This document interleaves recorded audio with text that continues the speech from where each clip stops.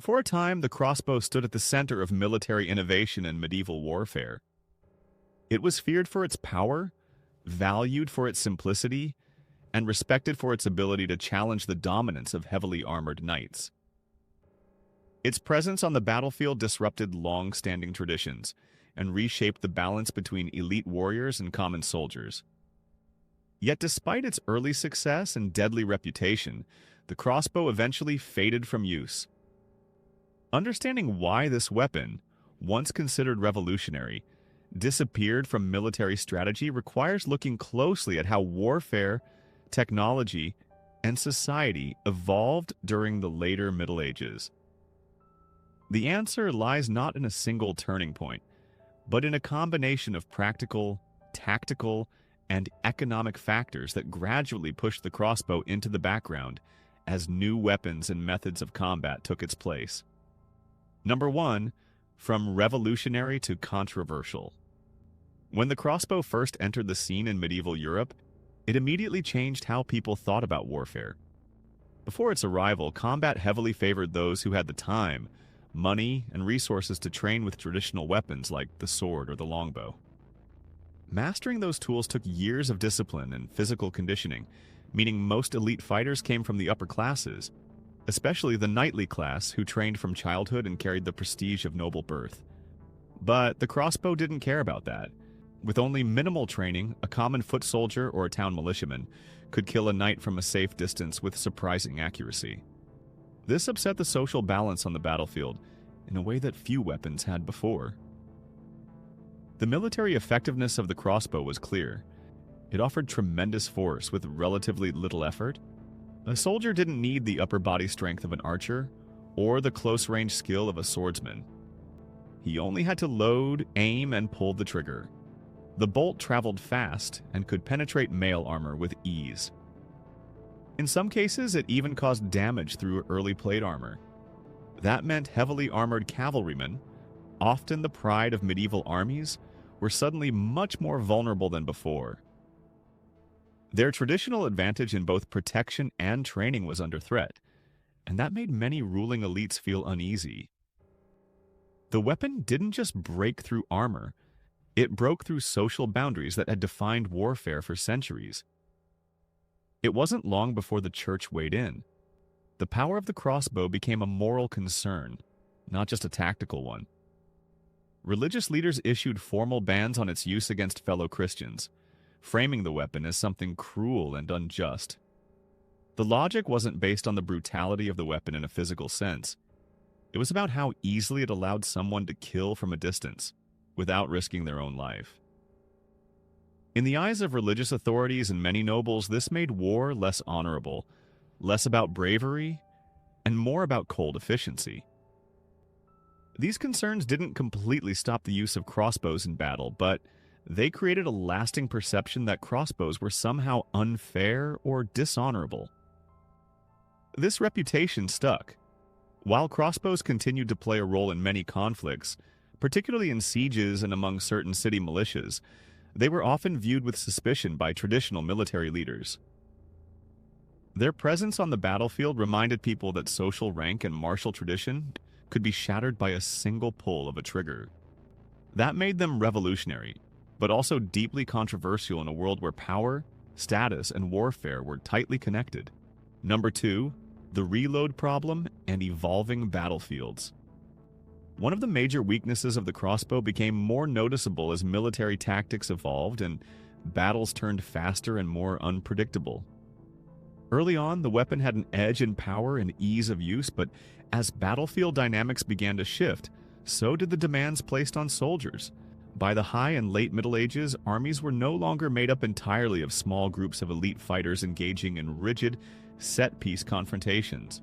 Larger forces with mixed infantry and cavalry units began to move in more coordinated and flexible ways, often relying on sudden charges, quick flanking actions, and faster engagements that required immediate response and adaptability from every unit involved.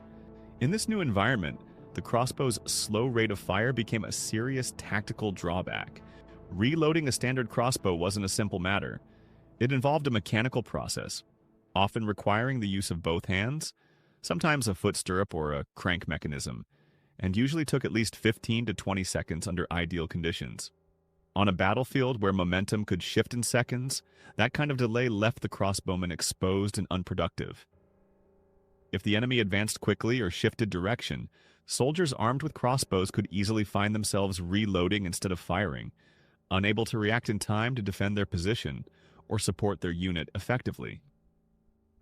To mitigate this problem, some armies introduced large portable shields called paved, which were placed in front of the crossbowmen to protect them while they reloaded.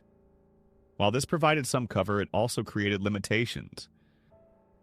The need to stay close to a fixed shield made these troops far less mobile, reducing their ability to reposition or retreat quickly.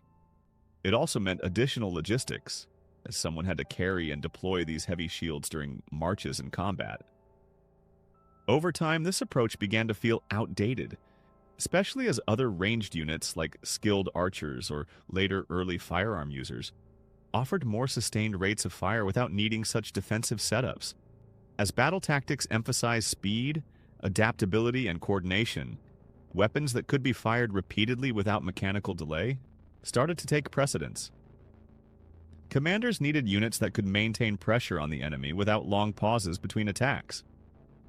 Crossbows, powerful but slow, started to fall behind in terms of battlefield practicality. Even though they remained deadly in the right situations, their slow reload time simply didn't match the fast-changing pace of late medieval warfare. In many cases, soldiers with lighter, quicker weapons proved more useful in open battles where timing often mattered more than sheer force. Number 3.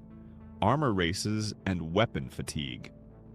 As warfare developed and armor became more advanced, the crossbow faced a serious challenge that steadily undermined its battlefield value.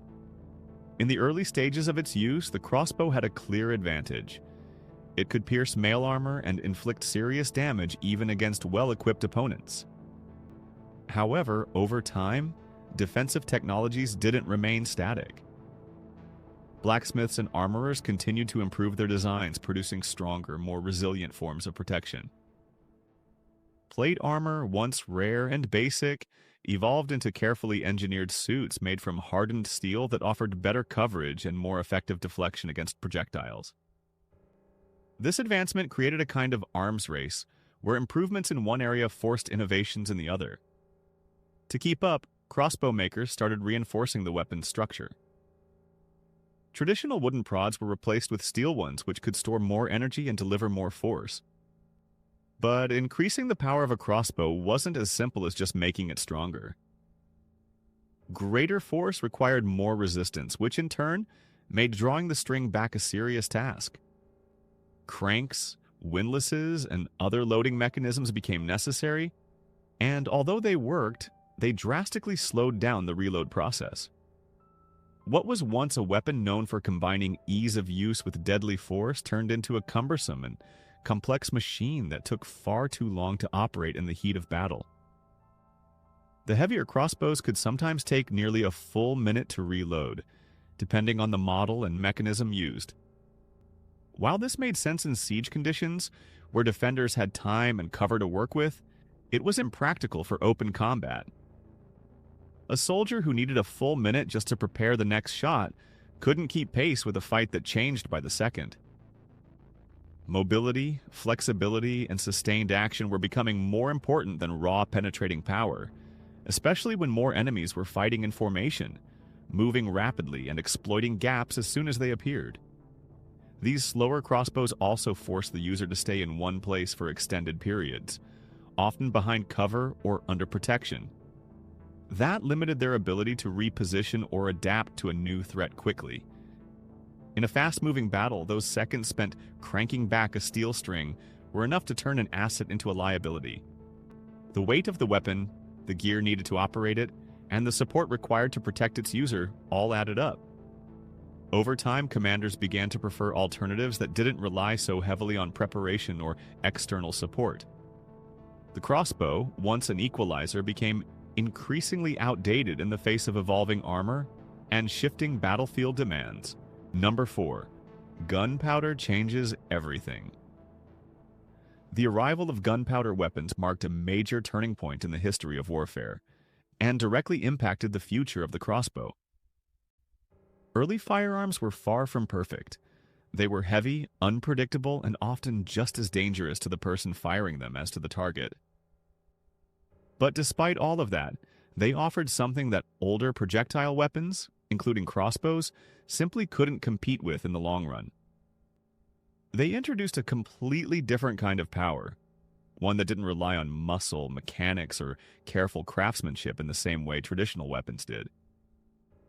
Even in their crude form, early hand cannons were capable of producing loud, destructive blasts that could shock enemies, scatter cavalry formations, and penetrate armor more reliably than most projectiles available at the time.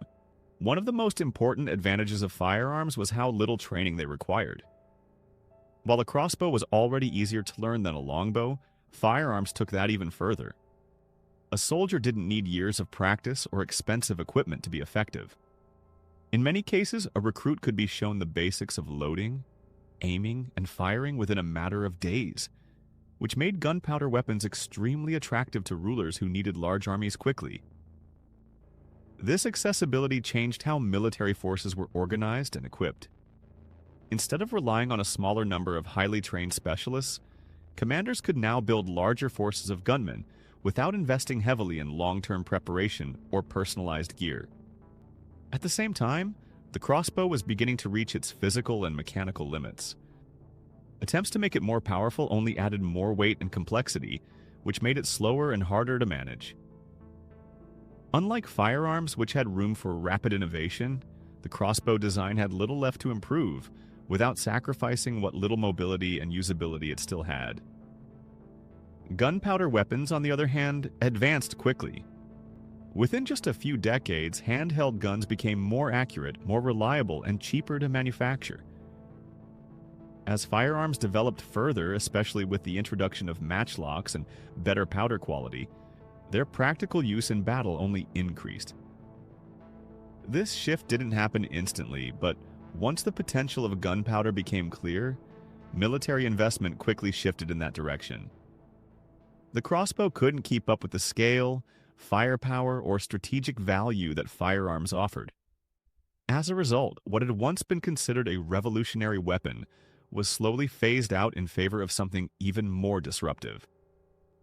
In a relatively short period, the logic of warfare changed completely.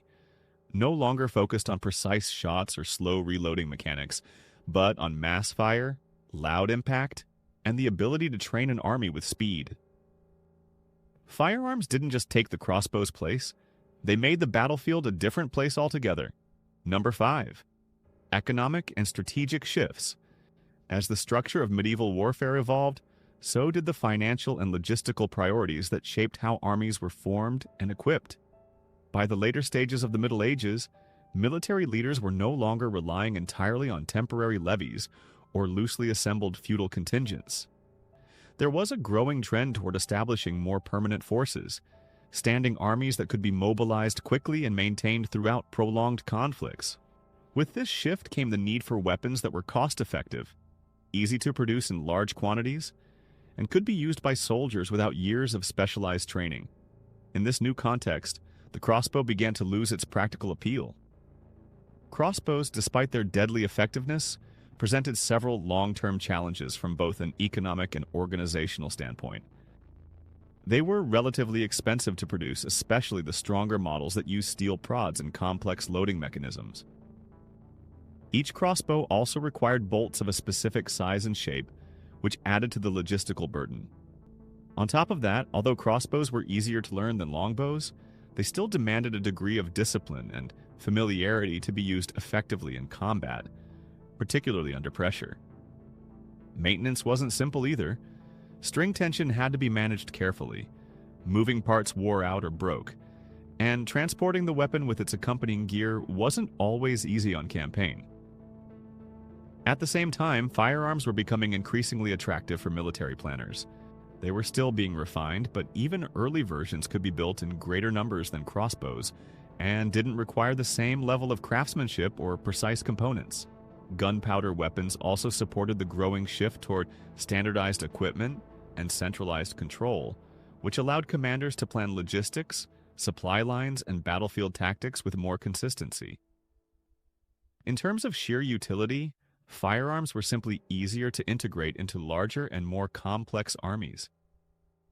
Strategically, the role of the crossbow no longer matched the demands of mobile warfare. Battles were changing. Infantry formations supported by pikes, early musketeers, and even light artillery were becoming the core of modern field tactics. Crossbowmen, often stuck behind large shields or defensive setups, found themselves too slow and too limited in movement to be useful in fast-paced campaigns. While they still had a place in certain environments, like defending city walls or holding fixed positions, they gradually faded from the front lines. The disappearance of the crossbow wasn't about failure. It was about no longer fitting the military realities of the time. Warfare had changed, priorities had shifted, and new technologies offered more flexible and cost-effective solutions. The crossbow, once a symbol of innovation and battlefield disruption, became part of an earlier era of combat. Respected for its impact but left behind by a world that now moved faster, struck harder, and demanded more from its armies.